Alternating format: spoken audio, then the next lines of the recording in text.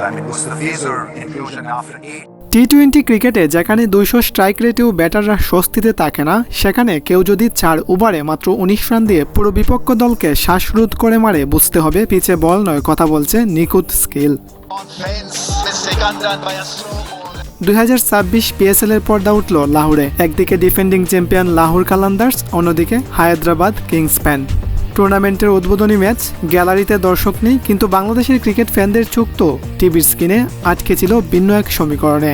একই জার্সিতে পারভেজ হোসেন ইমন আর মুস্তাফিজুর রহমান ফ্র্যাঞ্চাইজি লিগে একাদশে জায়গা পাওয়ায় যেখানে যুদ্ধ, সেখানে চ্যাম্পিয়ন টিমের হয়েও মাঠে নামা মোটেও সাধারণ ব্যাপার নয়। ইমন হয়তো দুটো বাউন্ডারি মেরে 13 বলে 14 রান করে মেরেডিথের বলে ক্যাচ দিয়ে ফিরে গেছেন, কিন্তু আসল ম্যাজিকটা তোলা ছিল দ্বিতীয় ইনিংসের জন্য। কিভাবে 200 রানের পাহাড় টপকাতে নামা একটা দলকে মাঝপথে পুরোপুরি পঙ্গু করে দিল ফিজের স্লোয়ার।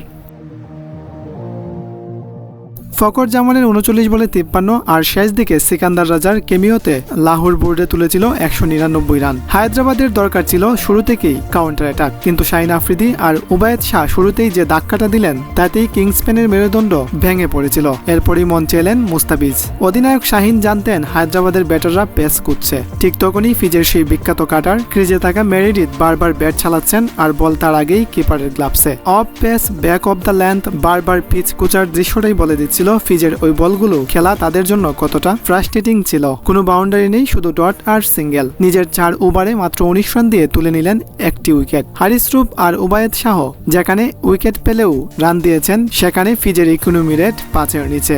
ম্যাচের শেষ ওভার স্কোরবোর্ড ততক্ষণে হায়দ্রাবাদের কলঙ্কাসার দশা জানান দিচ্ছে। ফিজের হাতে বল, শর্ট আর স্লোয়ারের একটা নিখুঁত মায়াজাল তৈরি করলেন তিনি। মেরেডিথ মরিয়া হয়ে ব্যাট চালালেন, বল গেল শর্ট ফাইনে। একটা অসম্ভব রান নেয়ার চেষ্টা, আর উবায়েদ শাহের দ্রুতে চোখের পলকে স্টাম্প ভেঙে গেল। 130 রানে অল আউট হায়দ্রাবাদ। 69 রানের এক বিশাল জয় দিয়ে পিএসএল শুরু করলো লাহোর। রাতের লাহোরে যখন কালান্দার্সের ফ্যানরা উল্লাস করছে, তখন হাজার মাইল দূরে বসে থাকা বাংলাদেশ ফ্যানদের মনে একটা অদ্ভুত স্বস্তি। ইমনের ইনিংসটা হয়তো লম্বা হয়নি, কিন্তু মুস্তাফিজের ওই ইকোনমিক্যাল স্পেলটা যেন বুঝিয়ে দিল অভিজ্ঞতার কোনো বিকল্প নেই। 2026 পিএসএল এর সবে শুরু, কিন্তু প্রথম ম্যাচেই মুস্তাফিজ যে বার্তাটা দিলেন, তা বাকি দলগুলোর ড্রেসিং রুমে কাঁপুনি ধরানোর জন্য যথেষ্ট। আপনার কি মনে হয় টুর্নামেন্টের বাকি ম্যাচগুলোতেও কি এই ধারাবাহিকতা ধরে রাখতে পারবে দ্য ফিজ, নাকি ইমনের ব্যাট হাসবে পরের ম্যাচে?